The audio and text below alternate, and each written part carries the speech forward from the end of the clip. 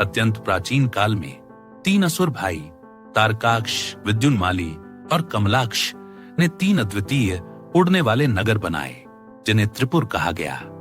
उनकी अत्याचार की गूंज तीनों लोकों में फैल गई। देवता भयभीत होकर भगवान शिव की शरण में आए। यही वह क्षण था जब एक महायुद्ध की शुरुआत हुई, त्रिपुरारी पूर्णिमा का युद्ध, जिसने कार्तिक पूर्णिमा को जन्म दिया। दोस्तों, आज हम लेकर आए हैं वह कथा जिसमें महादेव ने स्वयं ब्रह्मांड के संतुलन के लिए अस्त्र उठाया।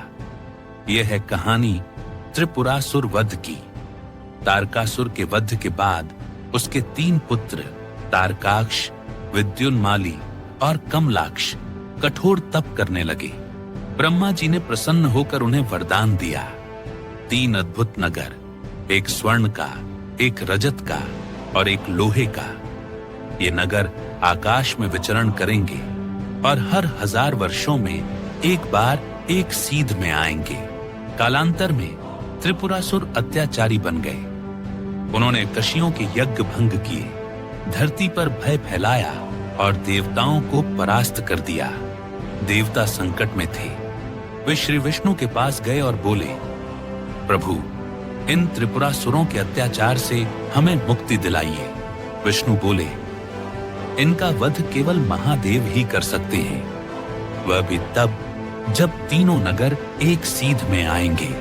सभी देवता कैलाश पहुंचे। त्रिपुरासुर अधर्म फैला रहे हैं प्रभु, ब्रह्मांड का संतुलन बिगड़ रहा है, हमें आपकी सहायता चाहिए। महादेव ने कहा, यह युद्ध अद्वितीय होगा, हमें अद्वितीय रथ, धनुष और बाण चाहिए। यह रथ असाधारण था। पृथ्वी रथ बनी, सूर्य और चंद्र उसके पहिए, मेरु पर्वत धनुष और वासुकी नाग धनुष की डोरी। 1000 वर्षों का समय बीता। महादेव समाधि में प्रतीक्षा करते रहे सही क्षण के आने का। फिर वह दुर्लभ क्षण आया। तीनों नगर एक सीध में आने लगे। देवताओं के हृदय धड़कने लगे। महादेव ने अपने पाशुपत अस्त्र को संधान किया। उसकी ऊर्जा से आकाश कांप उठा। एक ही क्षण में महादेव ने बाण छोड़ा। वह अग्नि की लपटों में लिपटा हुआ तीनों नगरों को भेद गया। तीनों नगर अग्नि में भस्म हो गए। त्रिपुरासुरों का अंत हुआ और ब्रह्मांड में शांति लौट आई। देवताओं ने महादेव की स्तुति की।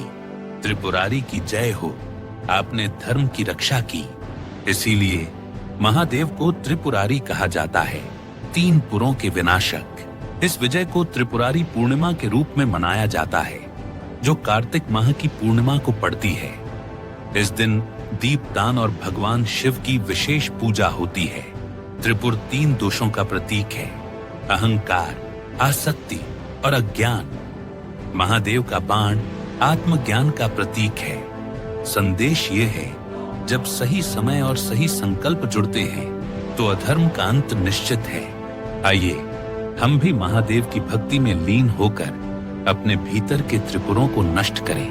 अगर आपको यह कहानी पसंद आई तो लाइक, शेयर और सब्सक्राइब करना न भूलें, ताकि हम आपको और भी अद्भुत पौराणिक कथाएं सुनाते रहें।